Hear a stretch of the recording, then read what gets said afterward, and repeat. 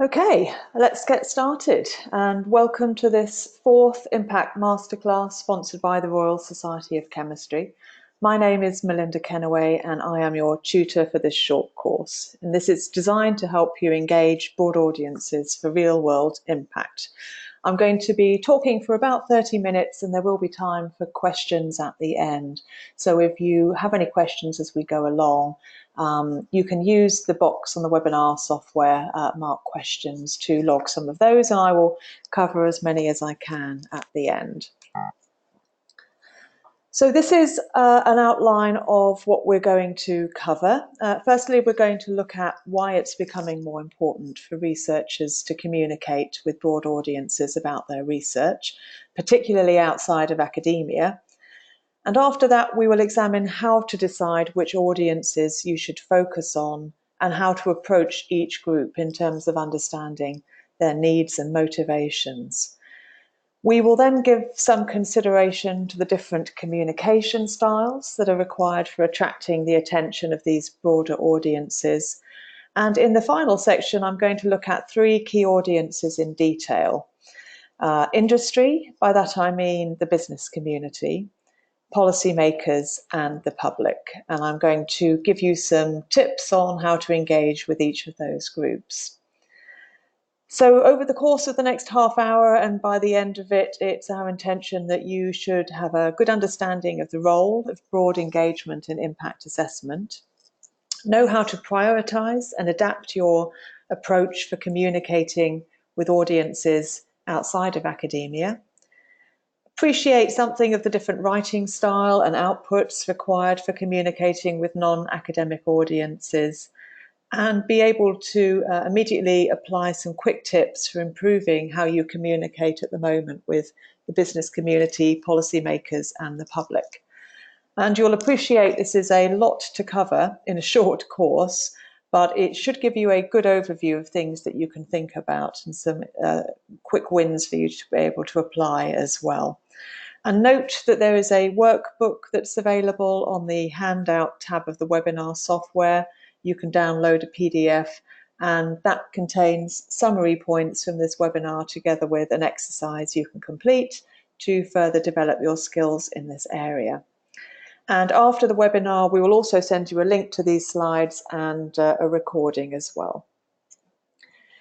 So let's start first of all with a big picture view of why broad engagement with research is important and becoming a lot more so. And this is a summary from the viewpoint of the National Coordinating Centre for Public Engagement.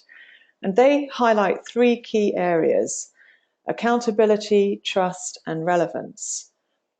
In terms of accountability, institutions are under increasing pressure to explain what they are spending public money on and why.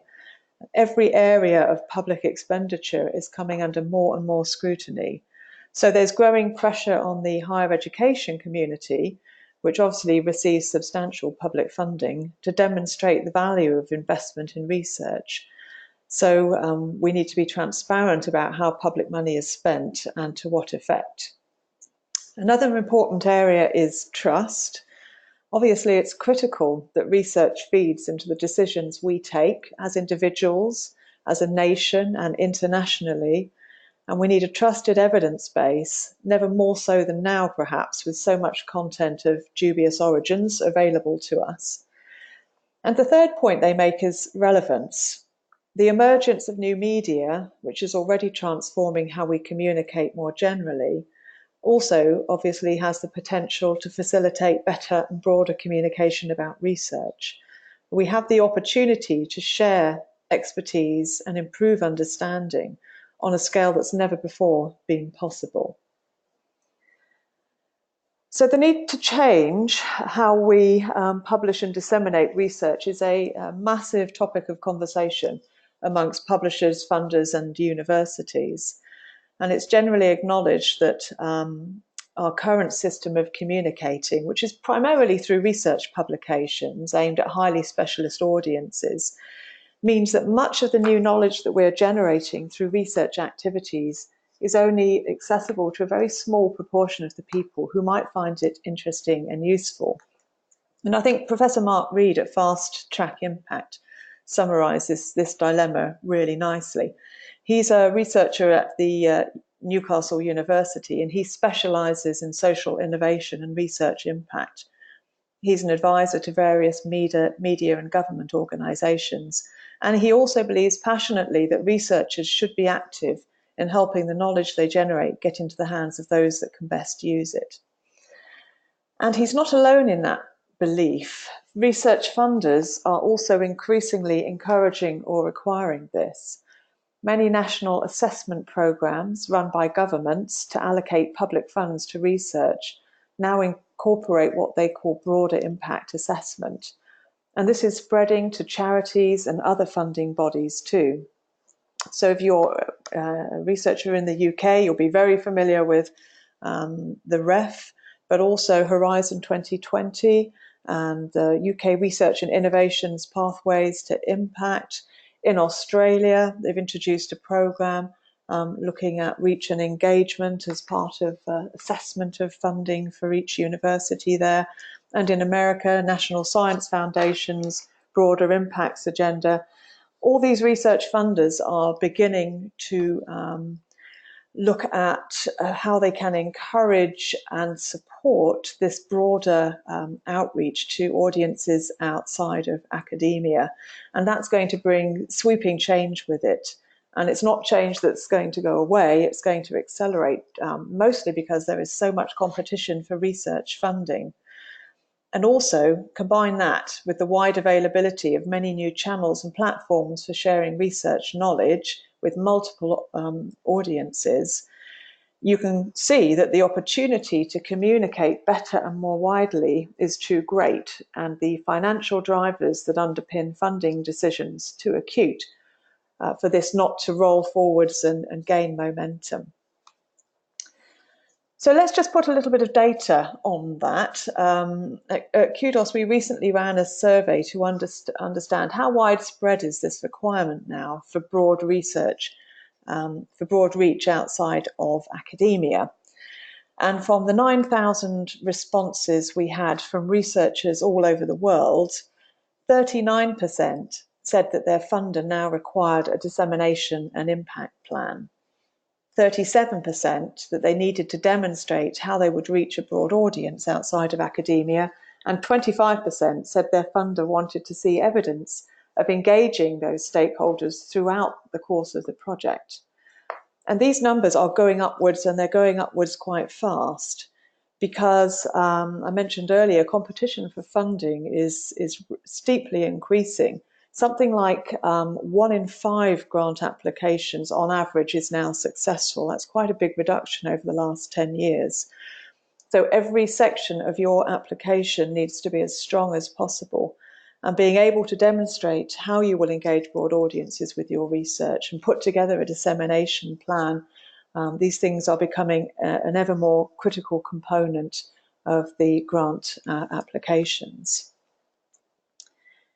So bearing these funder requirements in mind, perhaps it's not surprising then that in the same global survey, 95% of researchers said that in the context of their future funding and career progression, it was important for them to show that they are communicating their work and developing broader impact beyond publication activities.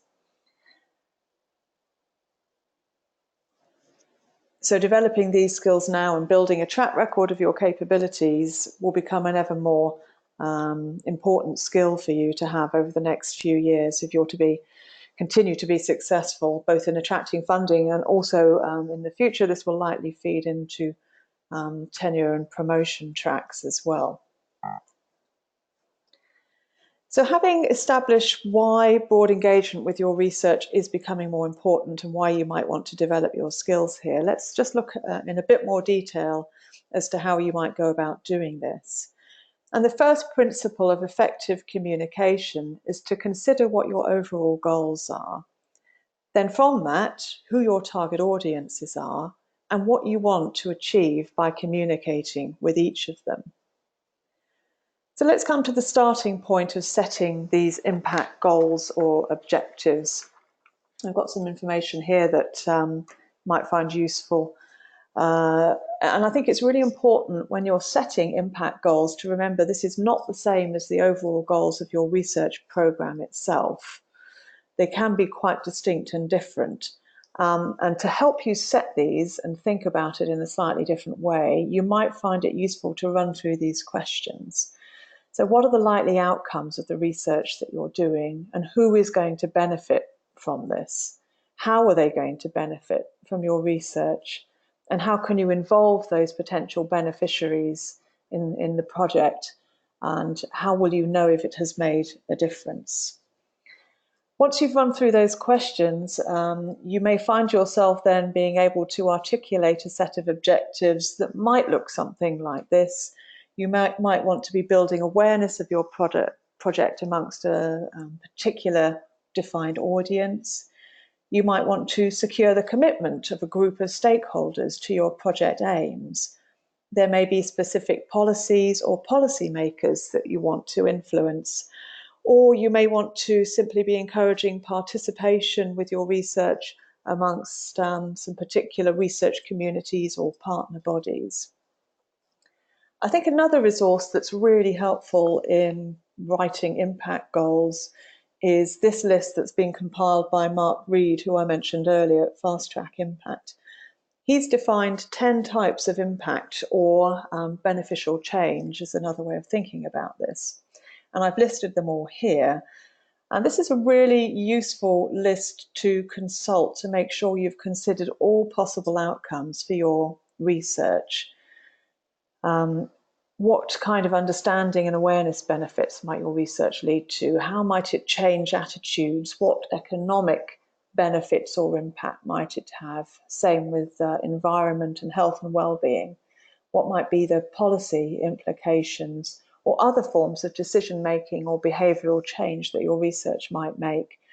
What might be cultural benefits that would arise from it, or other social benefits not covered by any of the above terms? How might this help with capacity or preparedness?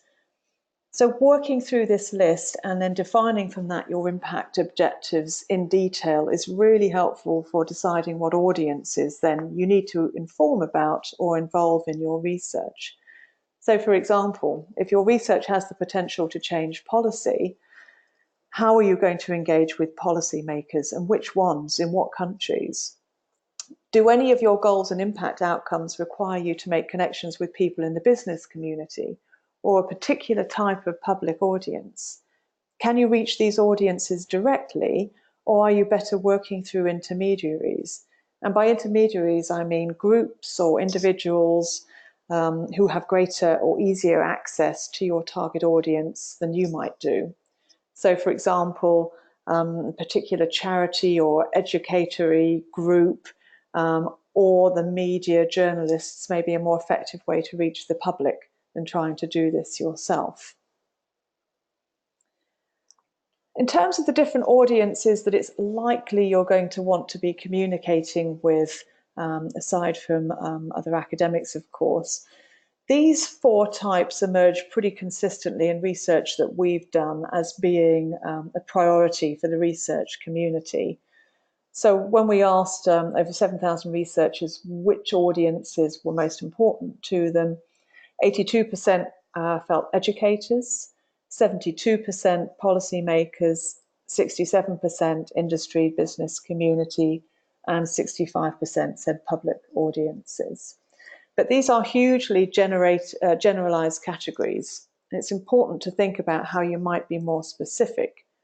For example, if you want industry to be aware of your research, consider the type of company, their location, the role and job title of the person most likely to be interested in your research. Because the more specific you can be, the better your communication is going to be. Because good communication is about shaping what you say about your research to the specific capabilities and needs of each of the audiences that you want to reach. Now, ask yourself for each target audience, why would they be interested in your research? What's in it for them? And from this, you can work to define a simple key message for each audience that focuses on their specific needs and interests. This is a tool used all the time by professional communicators. Imagine your audience and then think about how you can consolidate your message for them into a very sort of simple phrase. It's unusual to have the same message for the business community as it is for a policymaker. And also remember that your audiences are exposed to huge amounts of material from many different directions every day. So the simpler you can make the information you want to share, and the more consistent you are in communicating that, the better. So I really do recommend that this is something you work through and write down. Define your audiences, create a mini profile for each of them. What are their needs and motivations and interest in your work? And then from that, a simple key message about why your research should matter to them. And use that consistently every time you communicate with your research, about your research with that group. So in a tweet or a blog or a newsletter or a slide deck, keep reinforcing those simple messages. Remember that your audience may need to hear a message between 6 and 20 times. That's what research by Microsoft has shown, for them to actually take it in, which is why simplicity and repetition is so important in communications. Now, here's an example of this kind of methodology in practice, and it illustrates how messages have been developed for each audience. This is a very simplistic view of how you might go about doing this, but you can see a number of target audiences have been defined: adults, schools, policymakers, NGOs, and from that some very simple messages have been developed. And further, that then has been extended into, well, considering the message and the target audience, what's the best way to communicate that message? For interested adults, where the message is good nitrogen versus bad nitrogen, you might want to develop a short film. Whereas for policymakers, it's more complicated. This could save farmers money, but no doubt there's a lot of data that goes with that then is better presented in an information leaflet and so on.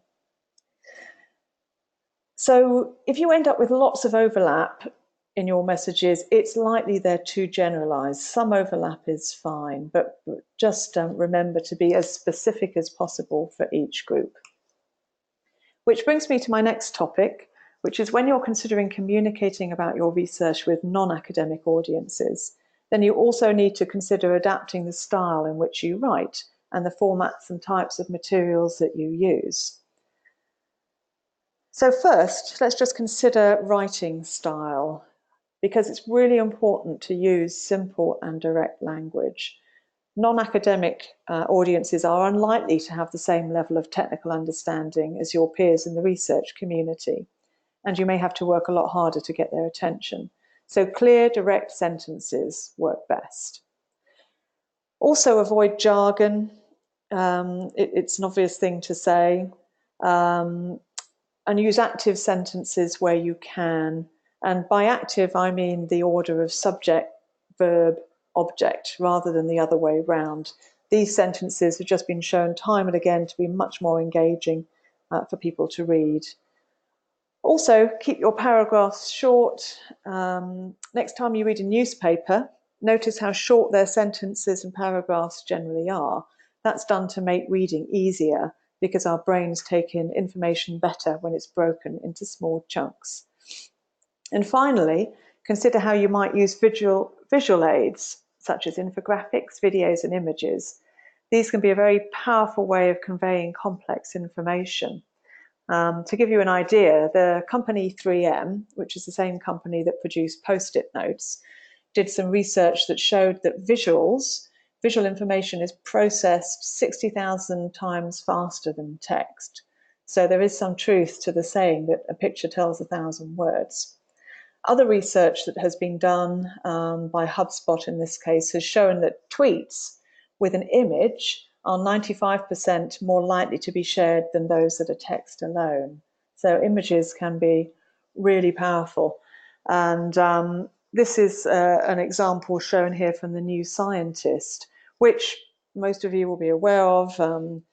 academic but very accessible magazine, and it covers content in a way that is still quite technical but without dumbing it down. And they make wide use of images and simple key messages. They use video and social media as well. And I realise that not everybody's research lends itself to this sort of headline coverage, but some of the principles apply, particularly the way they write. New scientists write, in their own words, for an intelligent 15-year-old.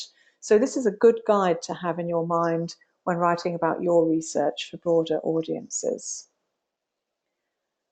As well as considering images and videos, more and more researchers are starting to make use of infographics. And I've got an example here, fairly simple one, of showing why people use social media. But actually it's crammed full of information and data and quotes as well here that give a very quick snapshot of some complex underlying information that's then referenced for those that want to go and read that article. But this sort of material is also much more likely to be shared by people. So if you tweet this image and it can be retweeted, or if you have a blog posting, then this sort of image can be shared more easily. So it's a great way of having your audience do some marketing for you and spread information about your research further.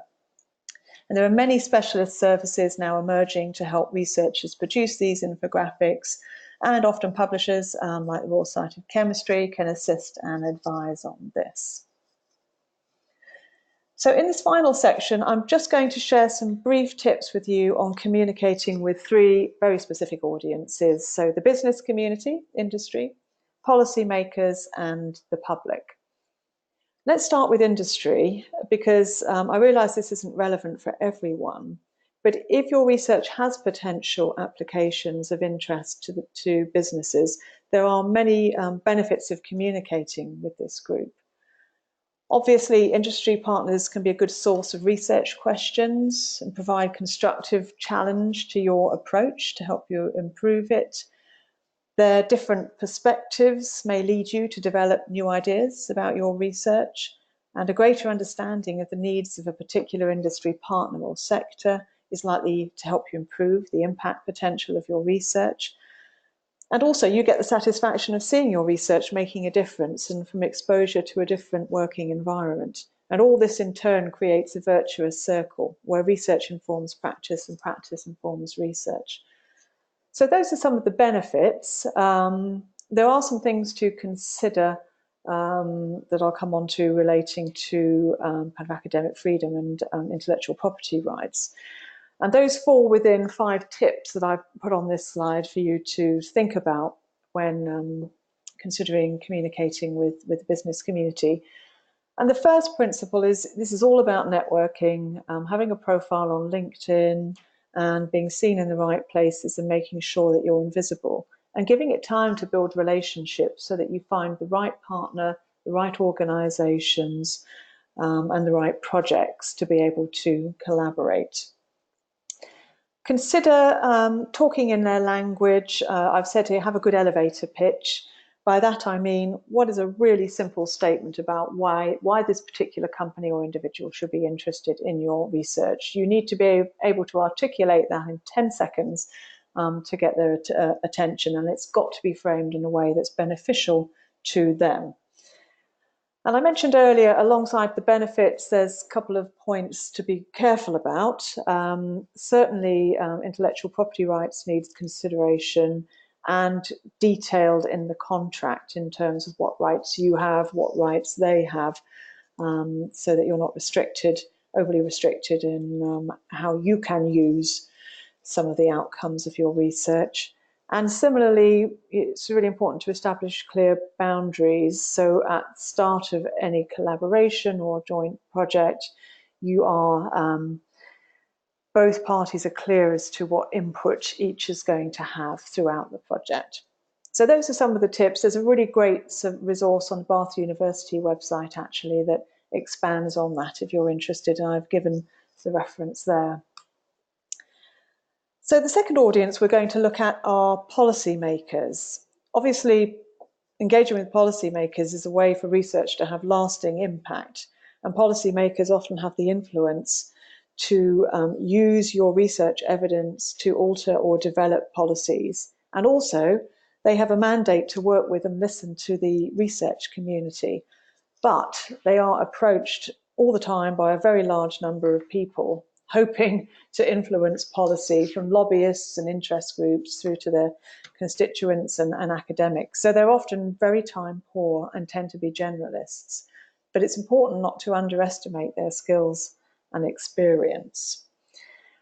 So in terms of some tips for engaging with policymakers, face-to-face is best if your research really does have some significant implications for policy. And if you can arrange a face-to-face meeting or a workshop, then make sure these are short and focused, an hour or two at most. And take appropriate printed material with you. Business cards, policy briefs are ideal. And if you bring a report or a journal article, make sure you also include a one-page summary. You may find your university or institution already has a template for policy briefings. Ask your communications team if you've got that available to you, or Google formats. There are many templates just available on the web. And you'll see that they typically encourage you to write a policy briefing as a two-sided document of about 1,500 words, and usually in these sorts of sections: key points at the start, brief introduction, more detail around specific findings from your research, and then specific policy recommendations towards the end of that briefing.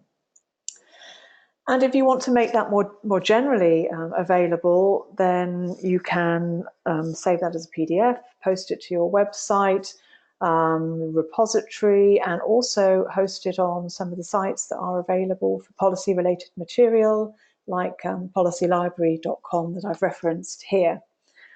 I think just more generally, make sure that your research publications and summaries of your publications, which you can use Kudos to write, just make sure those are accessible and available for use in policy design and decision making. One final point on policymakers is just be realistic about whether your research really can drive policy change. You might want to, after this course, reference this article that was published on the London School of Economics blog a couple of years ago, but still relevant today. And it was written by James Lloyd, who's the director of the Strategic Society Centre, who looked at a number of reasons why or that limit the impact that research can have on policy change. Some research really has limited policy relevance, and a lot of it supports policy status quo. It's worth remembering that politics always trumps evidence. That can get in the way. And also, policy making itself can be a little chaotic. And influencing policy is a specialist and time-consuming activity, and this may be something for your professional communications team centrally within the university, but it doesn't mean you shouldn't seek to influence it yourself. You can produce short summaries, you can produce policy briefings and make these available, and that will all help. But it's just being realistic about how much time you invest in this. Finally, in the last few minutes, we come to communicating with the public, which is a hugely complex and challenging area, and we have limited time to do justice to this topic. But I thought it would still be useful covering some general principles. If you want to delve into some of this in more detail, again, this website that I reference here, publicengagement.ac.uk, is a fantastic resource looking at all these different areas of activity for public engagement and providing hints and tips. So I do encourage you to explore that. But the things that I just wanted to pull out as a kind of summary of a lot of those principles is, first, think about your style of communication. This is a great sort of summary from AAAS here. of how we need to kind of stand how we communicate with the public on its head in terms of how we normally communicate about research. So researchers generally write by laying out the background for their work, followed by all the supporting details. That's how we train everybody. And finally, there's results and conclusions. But when communicating with the public, this process works in reverse. So instead, you start with your conclusion, summarized as simply as possible, and then answer the important "so what" question. Why does this matter? Finally, you provide all the supporting details. This simple reverse writing, when put into practice, can immediately help you communicate better with public audiences. So jumping into another sort of 5 quick tips to think about. These are drawn from an article written by Dr. J. Marshall Shepherd, who's a leading international expert in weather and climate. And he's been very actively involved in public outreach throughout most of his career. And he summarizes all of his learnings into these 5 quick points. The first is get to the point quickly and put your headlines first, exactly as we just described on the model summarized by AAAS. And as I said earlier in the section on good writing principles, avoid jargon and question everything you write, because often common phrases that you might use that don't feel like jargon to you are still jargon to the general public.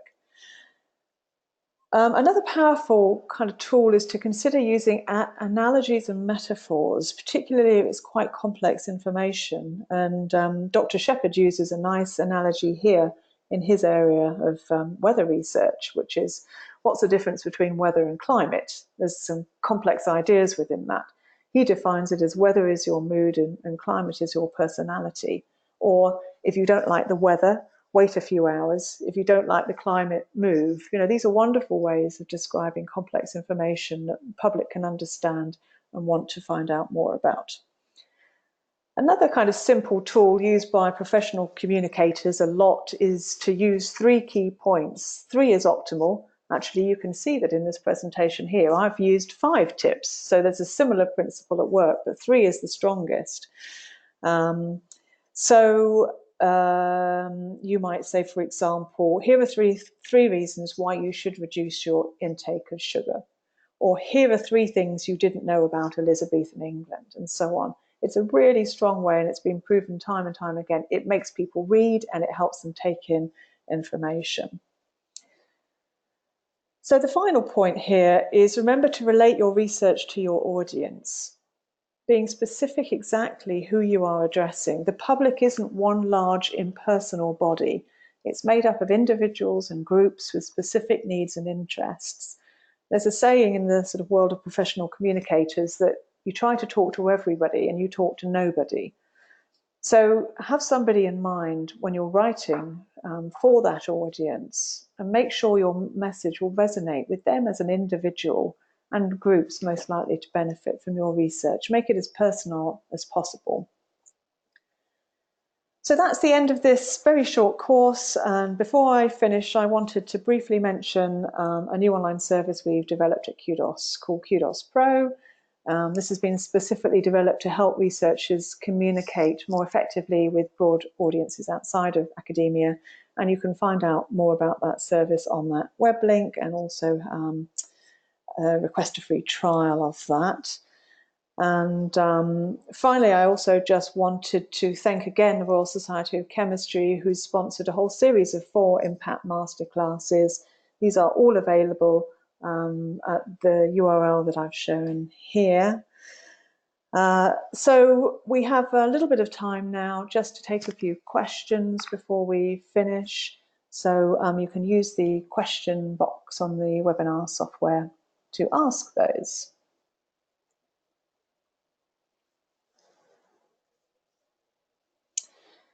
So I've got a general question here. I think it was asked quite early on in my presentation about why non-academic impact matters in research. And this is really to do with a lot of change that I was describing about research funding on 2 levels. So first is, if you're applying for competitive grants, because many more people are now applying for funding than before, Funders are looking at how they differentiate between applications. Great research, of course, always underpins their decision, but increasingly they're saying we want to see the impact of that research accelerated by encouraging academics to connect with the people who are going to be the end users of that research. And we therefore want a plan, and we want reports that show how that is being achieved. So really it's being driven by research funders, not only of competitive grants, but also national assessment systems. Increasingly, Australia, UK, Italy, Belgium, many countries now are starting to bring impact assessment into deciding how much to allocate to universities. And by impact, they generally always mean impact outside of academia. So it's not about citations or the impact factor of the journal that you publish in, which is important as a measure of quality and academic attention. But where impact happens in the real world, it's in businesses and policymakers and the public understanding research and applying it.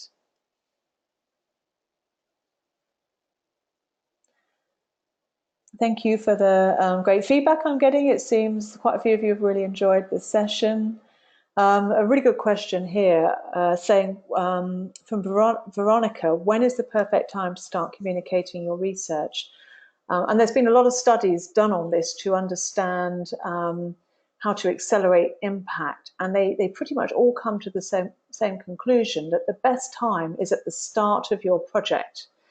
Obviously, there can be restrictions with exactly how much of your research data you want to release early on. But impact happens when you communicate throughout a project and when you actually engage the potential beneficiaries of your research really early on in helping you shape the questions, give you feedback on early results you're getting. So don't leave it to the end.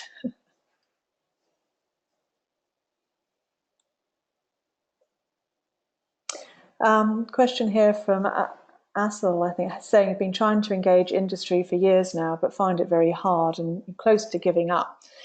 And what advice have I got? It can be really hard to get the attention of the right people in the business community. And my experience is it's very much about personal relationships and connections. I obviously don't know what kind of techniques you've tried or how specific you've been. Sometimes being local can be the best place to start. Of the kind of businesses that you're interested in working with, are there any near to you that you can look to get that kind of initial face-to-face meeting with? Or are there events that you're going to where some of those businesses have stands and you can seek to kind of engage them at an academic conference that you might be at? Do you have a profile on LinkedIn, which is where most of industry, the business community, do their networking? Have you really boiled down what it is about your research that means they really should be engaging with you? Are you really looking at it from what's in it for them? Those are all the sort of things going through my head to consider. So I hope that's useful.